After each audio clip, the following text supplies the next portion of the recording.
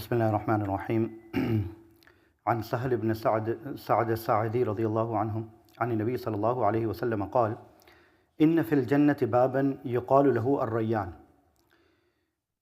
يدخل منه الصائمون يوم القيامة لا يدخل منه أحد غيرهم يقال أين الصائمون فيقومون لا يدخل منه أحد غيرهم فإذا دخلوا أغلق فلم يدخل منهم أحد.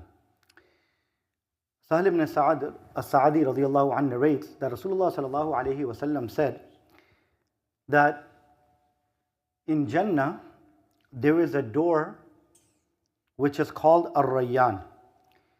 The people who fast will enter through that door on the Day of Judgment, and no one else will enter other than them.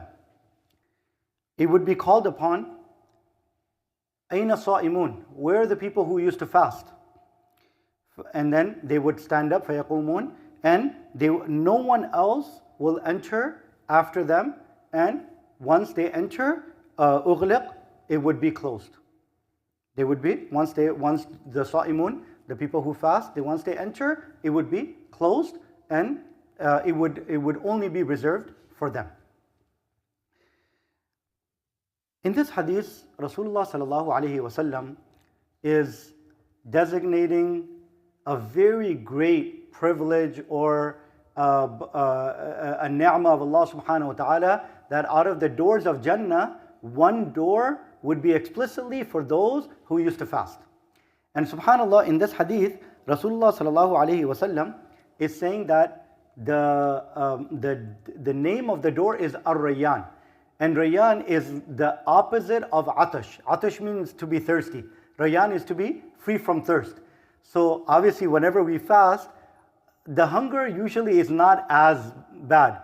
But the thirst, it's difficult. Especially in the hotter countries, it's very hard to survive. One of the main reasons why a lot of people hesitate to fast is usually not because of the food. Because food we can, we always have times where we would be able to get through the day without eating as much.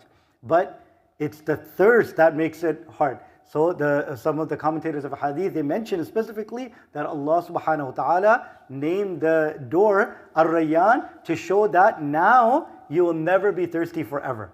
And we know that one of the, you could say, trials of Qabr and the trials of the Day of Judgment is that a person will feel really thirsty.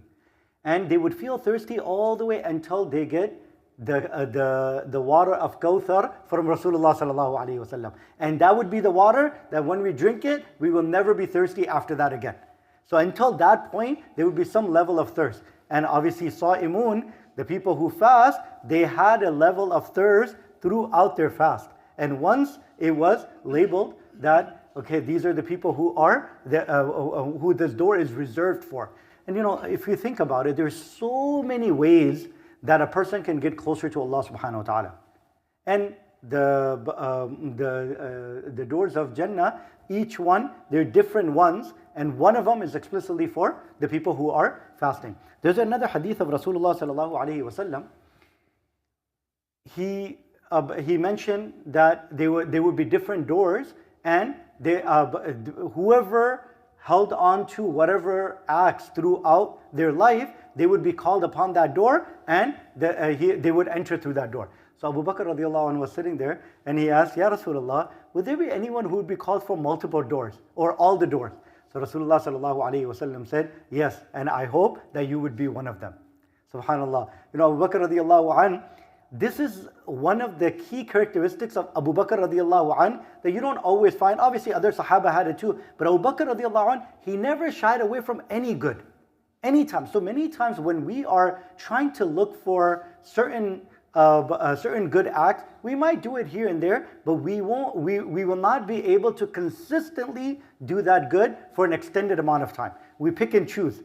But Abu Bakr radiallahu anh, one of the qualities that he had was that he excelled in all of those acts.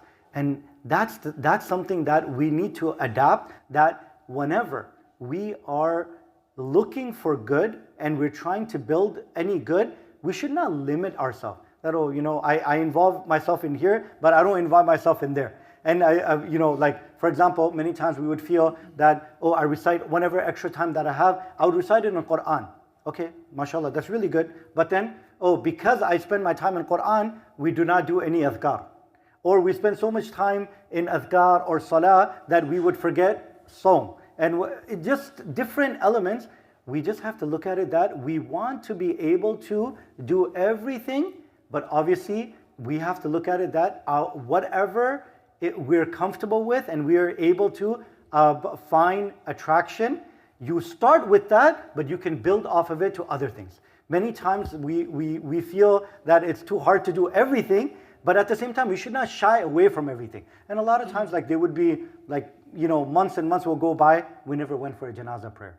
Months and months go by, we didn't go visit somebody who was sick. Months and months will go by, we did not sit and do istighfar or salatu salam on Rasulullah sallallahu alaihi wasallam. That should not happen. We should hold on to everything else, and obviously wherever we find comfort in and whatever we find easy, we should continue those acts, but we should not shy away from others.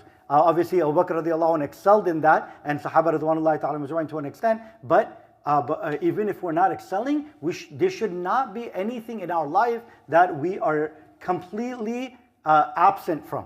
That whenever we get an opportunity, and opportunities do come, a lot of times we will just choose comfort over that opportunity. Some people are going and they said, brother, there is a janazah. I said, oh yeah, but I have to get back to work. Now obviously we missed that opportunity. But if we make the phone calls and we do what we need to do, we could be late for work for 10-15 minutes. It's not going to be a big deal. Same thing with iyadatul marid and other elements like this. We would be able to take out time. But obviously we choose comfort, and that is something that we have to understand, that whenever opportunity comes, we choose that opportunity over other comforts of our life.